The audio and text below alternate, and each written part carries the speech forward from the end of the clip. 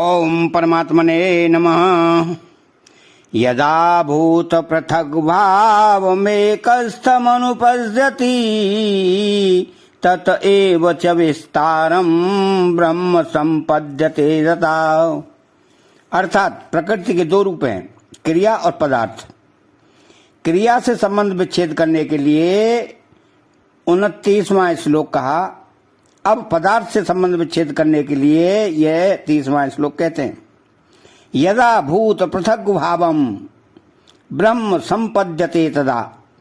जिस काल में साधक संपूर्ण प्राणियों के अलग अलग भावों को अर्थात त्रिलोकी में जितने जरायुज, अंडज, तद्विज और स्वेदज प्राणी पैदा होते हैं, उन प्राणियों के स्थूल, सूक्ष्म और कारण शरीरों को एक प्रकृति में ही स्थित देखता है,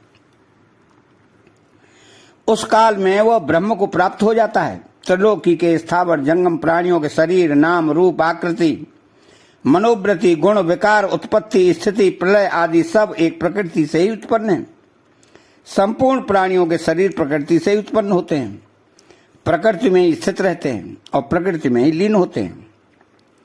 इस प्रकार देखने वाला ब्रह्म को प्राप्त हो जाता है, अर्थात प्रकृति से अतीत स्वतः सिद्ध अपने स्वरूप परमात्म तत्व को प्राप्त हो जाता है। वास्तव में वह पहले से ही प्राप्त था, केवल प्रकृति जन्य पदार्थों के साथ अपना संबंध मानने से ही उसको अपने स्वरूप का अनुभव नहीं होता था। परंतु जब वह सबको प्रकृति में ही स्थित और प्रकृति से ही उत्पन्न देखता है, तब उसको अपने स्वतः सिद्ध स्वरूप का अनुभव हो जाता है। जैसे पृथ्वी से उत्पन्न होने वाले स्थावर जंगम जितने भी शरीर हैं तथा उन शरीरों में जो कुछ भी परिवर्तन होता है, रूपांतर होता है, क्रियाएं होती हैं, वे सब पृथ्वी पर ही होती हैं। ऐसे ही प्रकृति से उत्पन्न होने वाले जितने गुण, विकार हैं तथा उनमें जो कुछ परिवर्तन होता है, घटबढ़ होती है, वह सब की सब प्रकृति में ही होती है। तात्पर्य है कि जैसे पृथ्वी से पैदा होने वाले पदार्थ पृथ्वी में ही स्थित रहने से और पृथ्वी में लीन होने से पृथ्वी रूप ही हैं, ऐसे ही प्रकृति से पैदा होने वाला सब संसार प्रकृति में ही स्थित रहने से और प्रकृति में ही लीन होने से प्रकृति रूप ही है।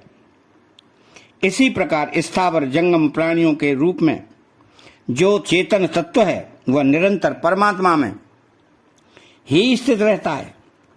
प्रकृति के संग से उसमें कितने ही विकार क्यों न दिखें, पर वह सदा असंग ही रहता है। ऐसा स्पष्ट अनुभव हो जाने पर साधक ब्रह्म को प्राप्त हो जाता है। यह नियम है कि प्रकृति के साथ अपना संबंध मानने के कारण स्वार्थ बुद्धि, भोग बुद्धि, सुख बुद्धि आदि से प्राणियों को अलग अलग भाव से देखने पर राग द्वेष पैदा हो जाते हैं। राग होने पर उसमें गुण दिखाई देते हैं और द्वेष होने पर दोष दिखाई देते हैं। इस प्रकार दृष्टि के आगे राग द्वेष रूप पर्दा आ जाने से वास्तविकता का अनुभव नहीं होता। परंतु जब साधक अपने कहलाने वाले स्थूल, सूक्ष्म और कारण शरीर सहित संपूर्ण प्राणियों के शरीरों की उत्पत्ति, स्थिति और विनाश को प्रकृति में ही देखता है तथा अपने में उनका अभाव देखता है, तब उसकी दृष्टि के आगे से राग द्वेष रूप पर्दा हट जाता है और उसको स्वतः सिद्ध परमात्म तत्व का अनुभव हो जाता है। तो पूर्व श्लोक में व्यक्ति की बात और प्रस्तुत श्लोक में काल की बात आई है। भक्ति के प्रकरण में भगवान ने संपूर्ण भावों को अपने में बताया है। भवन्ति भावा भूतानां मंत एव पृथग्विदा। पर यहाँ ज्ञान के प्रकरण में संपूर्ण भावों को प्रकृति में बताया है। तात्पर्य है कि जहां सत असत का विभाग किया जाता है वहां सब भाव असत में कहे हैं, और जहां समग्र की बात कही है वहां सब भाव अपने में कहे हैं। समग्र में सत असत सब कुछ परमात्मा ही है, सद सच्चा हम। अतः चैनल को सब्सक्राइब करें, बेल आइकन घंटी को दबाएं और कमेंट बॉक्स में जय श्री कृष्णा लिखें। बोलो जय श्री कृष्णा।